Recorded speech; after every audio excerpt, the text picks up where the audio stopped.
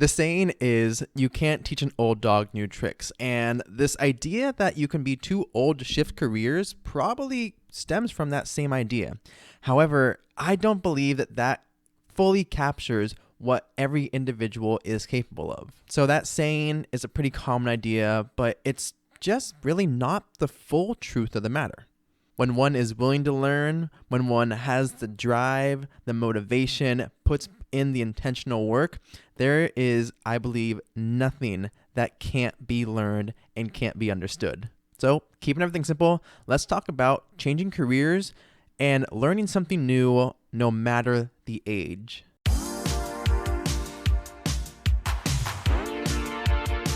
Welcome back to the Keeping Everything Simple podcast. I'm your host and fellow learner, Michael Klucas, and on this show, we boil down complex topics into simple, actionable tips.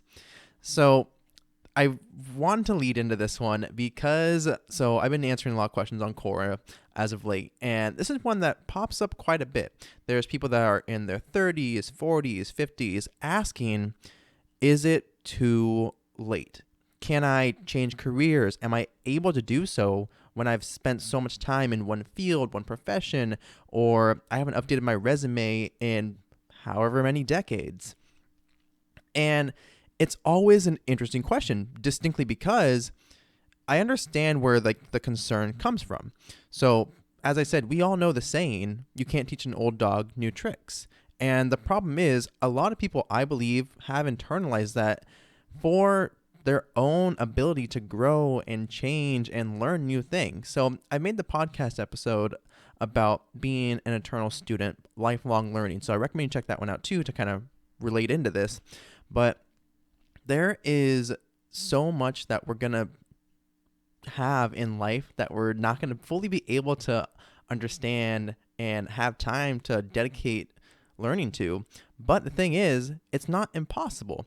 It just depends on how you approach it and how you structure it. So whenever I'm coming across these questions, it's usually me, and this feels a bit odd to be able to say, well, as a 24-year-old trying to advise a 50-year-old to say it's not too late to change careers. It just depends on how you structure your approach to it. Because if I'm taking a page from Gary Vaynerchuk's content here, it's the fact that at 50 years old, you're probably going to live on average another 30, 40 years, if not more, with modern science, health, and medicine. And this is, again, all things considered, and on average, because each individual is different here. But that in of itself is a long stretch of time that you can dedicate towards something new. So you're never too old. But let's dive into that a bit more. Anyone and everyone can change careers. That's something that I believe is a pretty basic truth. Now, if you agree with that or not, let me know down in the comments if you watch this on YouTube. But it's, to me, this idea that if you have people that are I'm going to use college, university as an example here. If you have people that are maybe delaying when they go to university or choosing to go into a field and then knowing that they have to maybe take a gap from it and come back to it, and maybe that gap ends up being a couple years, if not a decade or two, you have people that still come back, put in the work, and are as passionate, as curious, and as motivated as their younger peers in these classes and in these courses because they want to learn, they want to know. And that's where this idea comes from, is the fact that it doesn't matter like what stage of life you're in if you're curious and truly going to dedicate time towards learning something new. The catch here, though, is that everyone is in a very different stage of life. And I've gone over this multiple times, but it bears repeating so much, is that the 20-year-old who's in that university class is going to be in a very different position than the 40-year-old who might be taking that same class. And that in of itself is also the flip side to the coin. And that's where, again, that cash comes in, because the time and effort dedicated towards something will vary with each group. Where the 20-year-old has probably a lot of free time they can dedicate towards it, whereas the 40-year-old who has a different level of responsibility in their life, most likely, they can't probably dedicate as much time to it. So they have to be creative. They have to be intentional about it as well, if not more so than their younger counterparts. Another piece to the puzzle here really comes down to what exactly people want to transition into. So if it's a completely unrelated field, then yeah, people have to be prepared to go into entry-level work. They may have to be prepared to take pay that isn't, meeting what they used to or what they were receiving in their last field. But I'm going to use the example of a doctor versus like an HR specialist. HR degrees, to my understanding, take about 4 years to earn on average. And whereas a doctor can take upwards of 6, 7, 8, 9, 10 years, whatever, depending on specialty, again, if my understanding is correct of those. But the time horizon for that is very different because the fields are very different.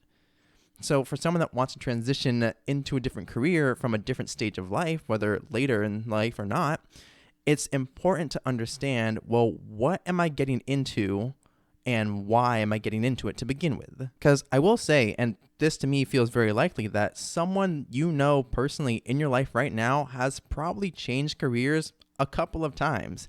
Or they may have, and this is throwing it back to my previous podcast episode about the nonlinear career or the traditional versus nonlinear path, they may have had what most people deem as a nonlinear career. Maybe they're a small business owner, maybe they're an entrepreneur, whatever it might be. They may have a very different outlook on that, and transitioning will look very different for them too. And it comes down to, again, that person by person understanding is that for one individual, it's going to look very different than for someone else. And that's not a bad thing. It just speaks to the level of individuality that has to be considered in these transitions. People have done this, and so there is a groundwork for it. But how you choose to navigate that will always be personal. And whenever I'm answering these questions about am I too old to change careers or what do I need to do to change careers, these are some of like the common things that occur, some of the common barriers, I would say, to someone feeling like they can actually make it happen. For one, they might feel too old or too tied down in the current role. So there's, again, the sunk cost fallacy, but the idea that you can, every effort you put in or all the time put into something at that point is said and done with, so you can move forward without feeling hindered by it. That doesn't change the emotional impact of that, where if someone is a senior or executive level employee and suddenly while they want to change careers, they have to consider my lifestyle, the goals I have, might look very different if I'm having to go back down to an entry level or associate level role when I want to make the change, but that in of itself is terrifying, and understandably so, because if you are going to make a big shift and not know what the outcome is going to be, there has to be a certain level of risk tolerance built into that. But even so, not everyone's going to want to make that jump, and that's understandable. And then for those that feel like their age truly is a barrier to them, it's, again, getting very into the details about what are they looking for and what are they looking at and why. And this is just my personal thoughts on this, where I wouldn't recommend someone that is maybe 60 years old or 50 years old that's been largely in corporate or in knowledge work for a good portion of their career suddenly to choose to go into a very physical manual labor based job because of, pay, because of whatever the motivator might be. It has to be contextual as to why they want to make the move and where they're at right now, and really just try to consider all the factors. And so I call this trying to take in consideration the second and third level effects of making that change. So what will those be? What will that look like and why? Another barrier that pops up quite a bit is this idea of not knowing where to start. Does this new path that you want to go down require a certification, a certain degree, a couple degrees, a couple years of experience or relevant experience. And I will say, most likely, if you are transitioning from one role to the next or one career field to the next, there's going to be some type of requirement that you will have to meet. And that may not always be through the transferable skills that you will naturally start to accumulate over the course of your career. And I've seen people get discouraged by the fact that the skills that they have may actually not be truly transferable to the field they want to go into. Or a better way to look at it might be that a majority of the skills they have may not be transferable to the field they're looking at. And that can be very discouraging and demotivating when someone truly wants to jump into something new, and when they start looking at applications, start looking at jobs, they realize, wow, I don't have the bachelor's degree they're looking for, plus the 2 to 3 to 4 years of industry experience in this particular field. Or again, they may have been in one company for so long following a traditional route, and their roles may have progressed over time naturally, but what they've done may have stayed a little bit more so the same. And that in itself, again, can feel very discouraging. But this is why I said a majority of the skills may not be transferable. And I'll explain a little bit more about that in a little bit. Another barrier that people do bring up quite a bit would be the level of pride and ego that's kind of baked into, again, the years dedicated towards one career, one profession. So it can, again, feel like a blow to the pride, to the experience, to the years of effort you put away with your nose to the grindstone, to then say, all right, I'm a senior level team member and I'm choosing to go to another field, and I can't jump right into another senior level role. I have to go associate level. And there's a lot that we can kind of tie up in our job titles as our identities. So this is something that we realize with time is we tend to associate a lot of our work with what we do for who we are. And so for someone to go and say, I am a senior level executive at such and such company, and for them to leave behind that part of their identity is a very big perspective shift, and also, again, a very big risk to take on, because there's no guarantee right out the gate that they're going to love that new role, or they're not going to suddenly hit a couple of hard walls right out of the gate, or XYZ, and trying to climb the ladder of this new career field.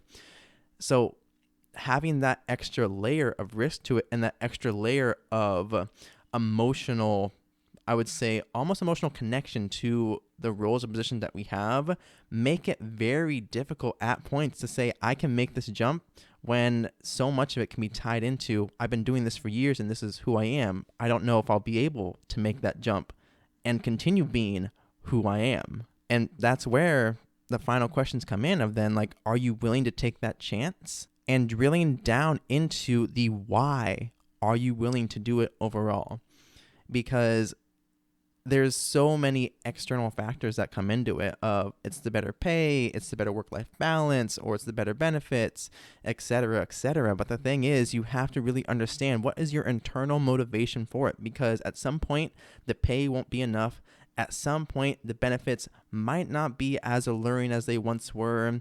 At some point, something will come up. So you have to have internal motivation and understanding of, why do I want to even change my field of choice overall? That does bring me then into this next piece of the puzzle, which is just all the ways in which I recommended people take steps towards changing careers, as well as seeing other people make similar recommendations.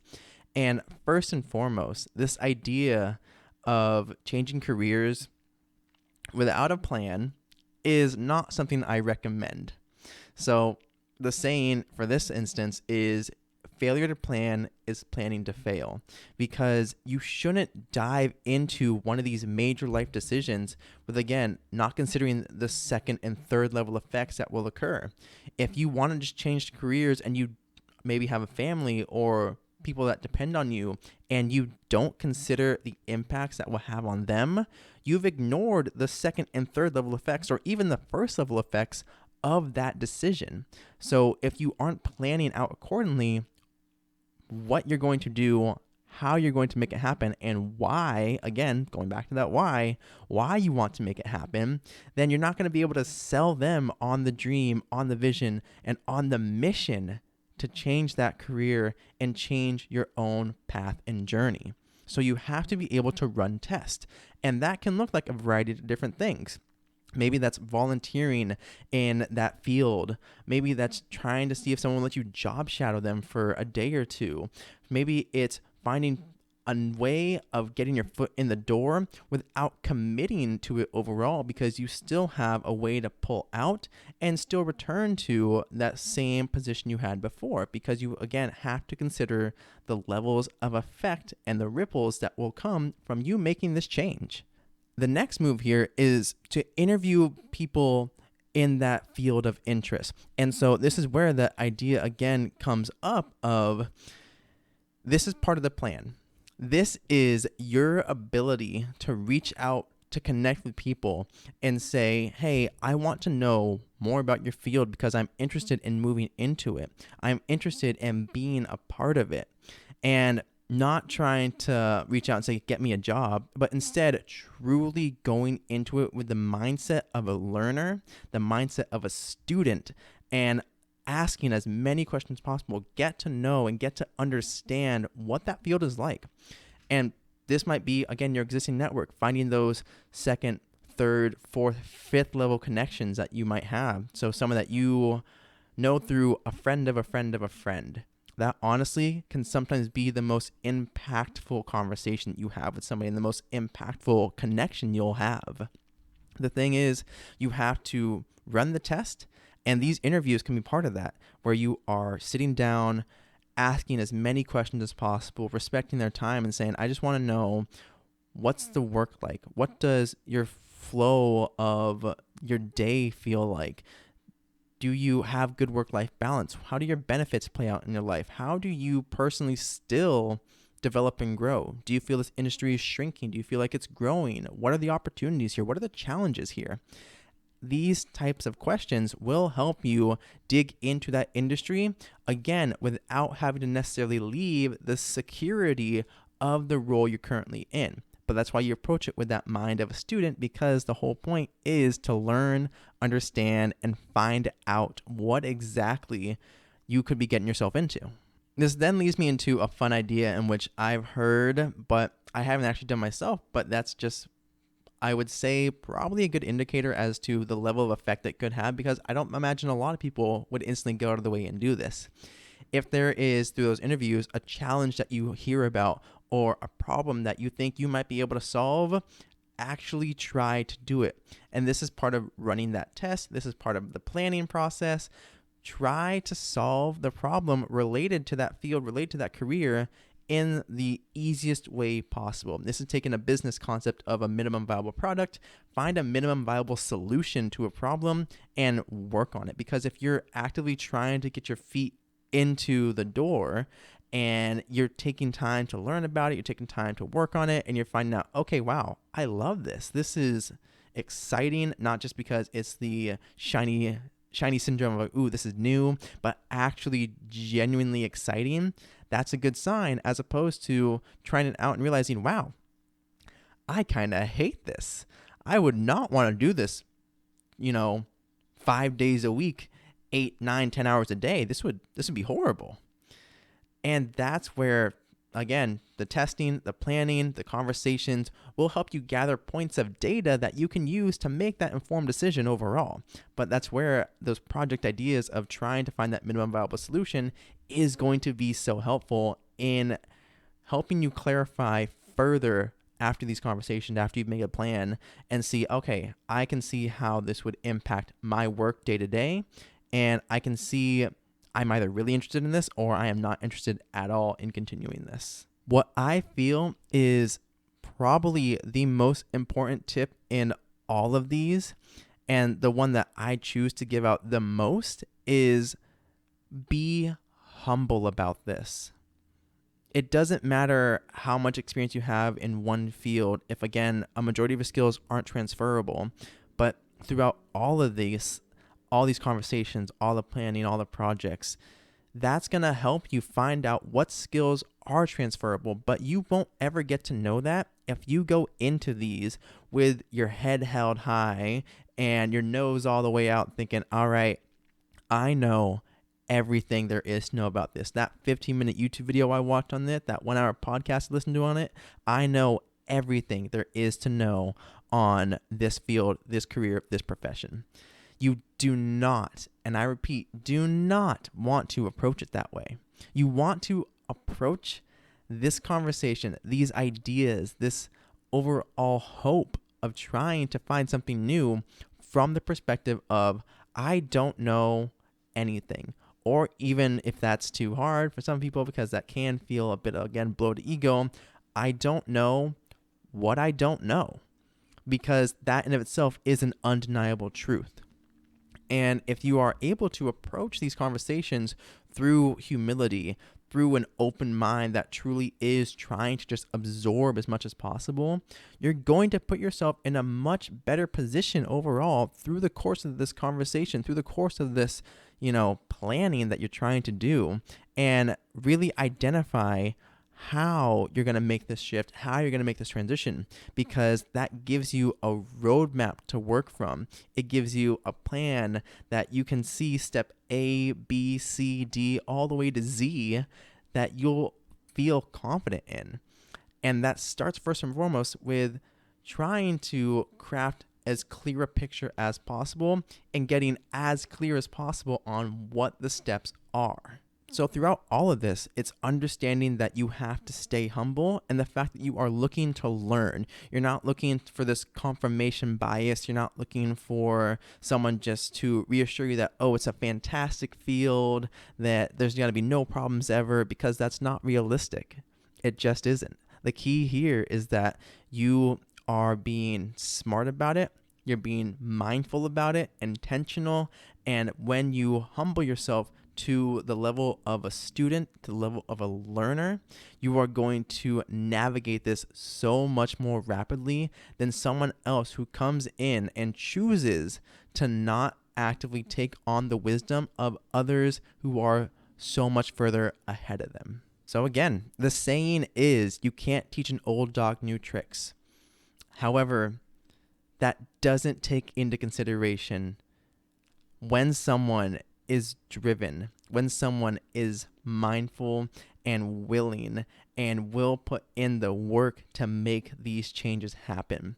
There's nothing in this world that you can't learn if you dedicate intentionally and actively time, effort, and energy towards these problems, towards these ideas that you want to see come to life. There's nothing that you wouldn't be able to figure out with a dedicated approach, with testing out your ideas, gathering data, and improving the process along the way.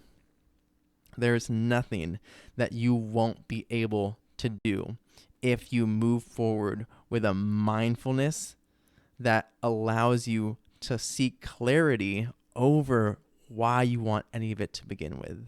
So I encourage you, if you want to change your career, change your life, no matter your age, no matter how young or old you are, learn, try something out, but remember to keep everything simple and boil it down to the basics, the foundation, and build from there.